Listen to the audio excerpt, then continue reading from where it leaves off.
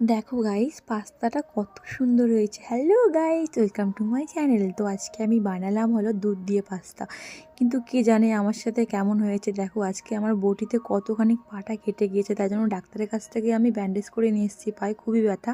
যাই হোক, চলো রেসিপিতে ফিরে যাচ্ছি। প্রথমে আমি দেখো দুধ জাল দিয়ে নিয়েছিলাম আগে থেকে, তারপরে একটু ঢাকা দিয়ে দিয়েছিলাম, তারপরে ওর মধ্যে আবার গ্যাসটা জ্বালিয়ে ওর মধ্যে দুধ জাল দিচ্ছিলাম, তারপর ওর মধ্যে তেজপাতা দিয়ে দিলাম আর একটু এলাচ দিয়ে দিলাম, 4-5টা ফাটিয়ে এলাচটা ওর মধ্যে আমি দিয়ে দিলাম। দেওয়ার পরে একটু ভালো করে দুধটা ফোটাতে হবে, সুন্দর করে ফোটানোর পরে আমি লাস্টে ওর মধ্যে দিয়েছিলাম পাস্তা। তো ঘরে যে কটা পাস্তা ছিল সেই কটা দিয়ে বানাচ্ছিলাম আজকে আমি। এরকমভাবে পাস্তাগুলো ওর মধ্যে আমি দিয়ে দিচ্ছিলাম। দুধটা হালকা যখন ফুটবে তখনই আমি পাস্তাগুলো সব দিয়ে দিলাম ওর মধ্যে। আমি দিয়ে দেওয়ার পরে একটু ভালো করে ফোটাতে হবে পাস্তা। কে কে এরকম পাস্তা বানিয়ে খেয়েছো আমাকে অবশ্যই কমেন্টে জানাবে।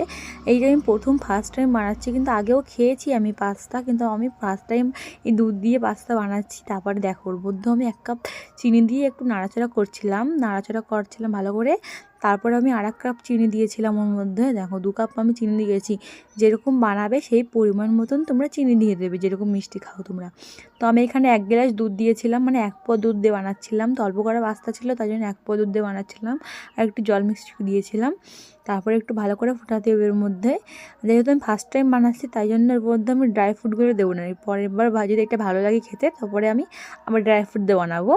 তো এরকমভাবে বানাচ্ছিলাম আমি। আর আমার পায়ে না খুবই ব্যথা করছিলো, অনেকটা কেটে গিয়েছে আজকে গাইস, আমার অনেকটা কেটে গিয়েছে। বটিতে কি জানে কীরকম হয়েছে। আজকে একটা ইঞ্জেকশনও নিয়েছি, আমার হাতেও খুব ব্যথা করছে। তাও আজকে আমার এরকমভাবে খেতে ইচ্ছা করছে, দুধ দিয়ে গিয়েছে পাশের বাড়ি থেকে, তাই জন্য বানিয়ে ফেললাম। চলো, তারপরে গন্ধটাও কিন্তু খুবই সুন্দর বেরিয়েছে, এলাচ দিয়েছি তাই জন্য। তোমরা এরকমভাবে বানাবে। দেখো আমার দুধ কিন্তু ফুটে গিয়েছে প্রায়, এরকমভাবে উঠে যাচ্ছে। তো ভালো করে করতে হবে, জাল দিতে হবে, নরম করতে হবে। এ দেখো বানাতে বানাতে আমার একটু খিদে পেয়ে গিয়েছিলো বলে আমি একটু এখানে পাস্তা খেয়ে নিচ্ছিলাম, মানে নুডলস পাস্তা দোকান থেকে খাবার। এরকমভাবে সেদ্ধ হয়ে গেছে, প্রায় ফুলে যাচ্ছে পাস্তাগুলো। আমার পাস্তা কিন্তু প্রায় হয়েই গেছে। তো আমি গ্যাসটা বন্ধ করে দেবো, আমার পাস্তা হয়ে গেছে। কত সুন্দর হয়েছে দেখো গাইস, আর এটা খেতে না খুবই ভালো লাগে। তো এরকম ঢাকনা দেবো, ঠান্ডা হওয়া পর্যন্ত রাখবো।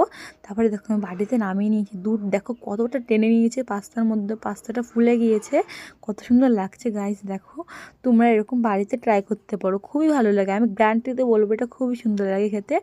তো তারপর আমি একটু টেস্ট করে দেখলাম, তো আমি তো পুরো অবাক হয়ে গিয়েছি গাইস, আমি বানিয়েছি এরকম পাস্তা, দারুণ হয়েছে গাইস। তোমরা বিশ্বাস করবে কি করবে না আমি জানি না। আমি বাড়ির সবাইকেই দিয়েছি, সবাই খেয়ে বললো খুবই ভালো হয়েছে। এটা ফার্স্ট টাইম বানাচ্ছিলাম, আমি আগেও খেয়েছি। তো